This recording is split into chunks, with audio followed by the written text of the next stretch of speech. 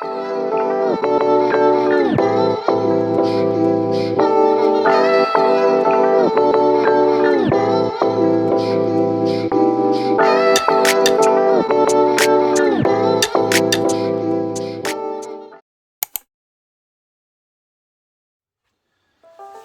안녕하십니까. 오늘은 스위스에 있는 조리 학교에 대해서 한번 설명을 해 드리도록 할 텐데요. 스위스에서 지금 직접 제과제빵을 배우면서 공부하고 있는 유학생과 함께 얘기를 나눠보도록 하겠습니다. 자, 자기소개 해주시죠. 안녕하세요. 컬리네리 알츠 아카데미 스위처랜드에 재학 중이면서 이제 인턴을 지금 하고 있는 중인 최수민이라고 합니다. 일단 조리 학교가 앞전에도 이제 영상을 찍어놨지만 이제 프랑스와 이제 일본에도 이제 조리와 제과제빵 학교들이 많이 있는데 여기 특히나 그 학교들을 좀 제외시키고 이렇게 스위스를 선택한 이유가 있을까요? 이제 일단 스위스가 모든 유럽 국가의 중심이잖아요. 그래서 이쪽 국가, 저쪽 국가 모든 국가들 접할 수 있다는 메리트가 정말 컸고, 이제 저희가 스위스 하면 초콜릿을 많이 떠오르잖아요. 링트가 이제 제일 대표적인 스위스 초콜릿 브랜드고, 그러고 이제 저희가 토블론도 많이 생각하는데 토블론도 스위스 초콜릿 브랜드거든요. 그래서 솔직히 초콜릿은 제과랑 절대 빼놓을 수 없는 가까운 분야이기 때문에 이런 걸 접하고 싶어서 스위스 온 게 지금 큰 것 같아요. 그러면 아직 1년밖에 안 됐지만 1년 생활을 보면서 그 장단점들이 있지 않습니까? 그러면 그 다른 조리 학교와 비교해서 어떤 장단점들이 있는지 본인의 생각을 한번 말해주시겠습니까? 일단 저희는 좀 더 창작 중심이긴 해요. 이제 중간고사랑 기말고사를 생각을 해보면 항상 저희는 레시피를 좀 개발하라고 미는 추세거든요. 물론 이제 기존 레시피를 가져와서 하는 게 안정성엔 좋긴 한데 저는 대체로 약간 새로운 걸 추구했던 스타일이었기 때문에 계속 레시피를 개발하면서 만들어냈던 게 정말 큰 도움이 됐었고, 단점이면 사실 스위스 하면 살인적인 물가가 유명하잖아요. 이게 좀 컸고, 이제 각 지역별로 이동할 때 기차로 이동을 해야 되다 보니까 이동 시간이 너무 많이 걸리는 것도 있었어요. 네. 그러면 학교의 지금 위치가 어떻게 되죠? 이제 학교는 저희가 현재 두 캠퍼스가 있는데 르 부부에랑 브리 캠퍼스 이렇게 있어요. 근데 원래는 루체른 캠퍼스라는 데도 있었고 제가 1학기는 루체른 캠퍼스에서 보냈었는데 학교 사정을 위해서 루체른 캠퍼스를 문을 닫고 2학기 때부터 르부부의 캠퍼스로 옮겼던 상황입니다. 이제 르부부의 캠퍼스는 스위스에서 프랑스어권이기 때문에 프랑스어를 많이 접할 수 있어요. 그러면 언어 같은 경우는 어느 정도까지 공부를 해야 이 학교에 입학이 가능할까요? 이제 저희가 입학 조건으로 IELTS 5.5나 만약에 디플로마로 들어오고 싶은 경우면 그 학교에서 보는 영어 시험이 있거든요. 그 시험에 일정 수준까지만 통과를 시키면 바로 입학 가능하게 허락을 하고 있는 상태입니다. 근데 이제 수업을 듣고 싶다, 수업을 원만하게 듣고 싶다 이런 거면 전 솔직히 5.5 가지고는 안 된다고 생각을 하고 있는 편이거든요. 왜냐하면 제가 딱 5.5를 따고 들어왔는데 1학기 때 언어 때문에 정말 많이 힘들어했어요.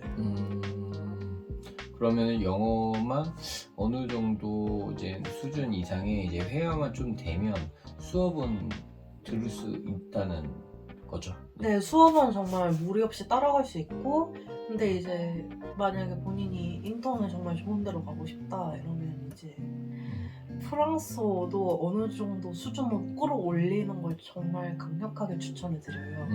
왜냐면 학교에서 제2 외국어로 독일어나 프랑스어를 선택할 수 있는 네. 정도인데 이제 제가 프랑스어를 들었으니까 프랑스어 기준으로 말을 해드리는 거면 프랑스어는 딱 A2 수준까지만 배울 수 있거든요. 3학기까지 배웠을 때. 근데 이제 업장에서 일을 할 거면 A2까지면 절대 안 되고 전 적어도 B1까지는 해야 되지 않나 싶은 생각이어서 개인적으로 공부를 또 하셔야 될 거예요. 네. 그럼 아까 막 이제 좀 살인적인 물가 때문에 좀 힘들다고 했는데 네. 그러면 이제 많은 사람들이 지금 궁금해하는 게 학비가 지금 어느 정도 지금 될까 이제 궁금해할 것 같거든요.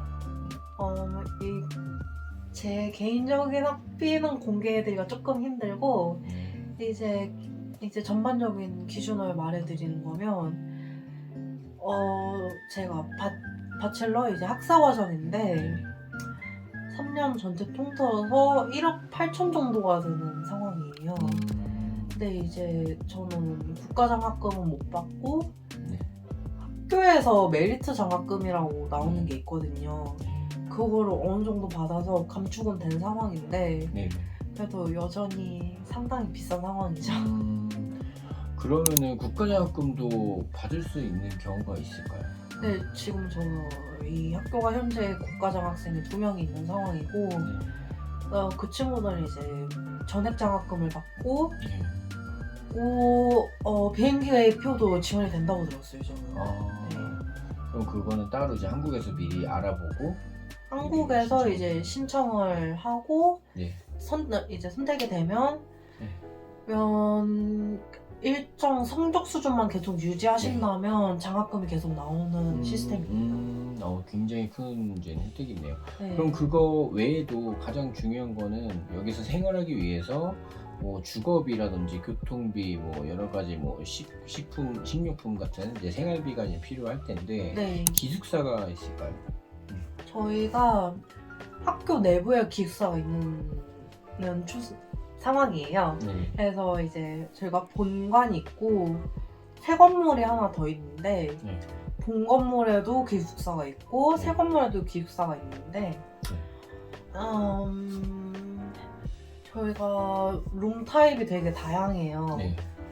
일반 더블룸, 레이크뷰 더블룸, 네. 그 다음에 또 일반 싱글룸, 네. 레이크뷰 싱글룸 이렇게가 또 존재를 하는데 만약에 그냥 일반 더블룸을 쓸 거다 그러면 학비에 전부 다 포함이 돼 있는데 이제 본인이 싱글룸이나 아니면 레이크뷰 더블룸을 쓰고 싶다 플러스로 돈을 조금 더 내야 되는 상황이긴 해요. 그래서 제가 정확히는 기억을 못 하는데 레이크뷰 더블룸이 500프랑을 더 내야 되고 그 일반 싱글룸이 1,500프랑을 더 내야 되고 그 다음에 레이크뷰 싱글룸이 2,500프랑에서 2,000프랑을 더 내야 될 거예요.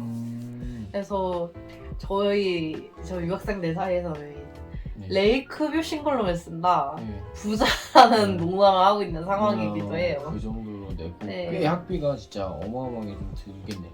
그러면 식사 같은 경우는 학교에서 급식 같은 걸 나오나요? 아니면 자기가 뭔가 밖에서 해결을 해야 되나요? 저희가 이제 레이크뷰 레스토랑이라고 그냥 학생 뷔페긴 해요. 네네. 그거를 이제 컬리네리 텀 1, 2, 3인 애들이 서비스를 들어가는데 그렇게가 하나 있고 그 이름이 하나 기억이 안 나는데 텀3 애들만 하는 레스토랑이 하나 있어요. 그거는 이제 워크인이랑 예약 2개가 있는데 그렇게 해서 들어가는 레스토랑이 하나 있고 이제 텀5 학생들만 하는 오픈 파인 다이닝 키친이 있어요. 거기도 전원 예약제로 받아서 들어가서 식사를 하는 경우도 있고 그렇게 해서 저희가 레스토랑 3개가 있어서 그렇게 식사를 해결하거나 아니면 학교 앞에 식당들이 몇 개가 있는데 여전히 또 비싸요. 그쵸. 그래서 그렇게 식사를 해결하는 상황도 있고 아니면 이거는 좀 시크릿이긴 한데 방에서 어떻게든 만들어 먹어서 해결하는 친구들도 그쵸. 있어요. 그게 그것도 또 네, 많이 있다고 네, 들었습니다. 네. 그러면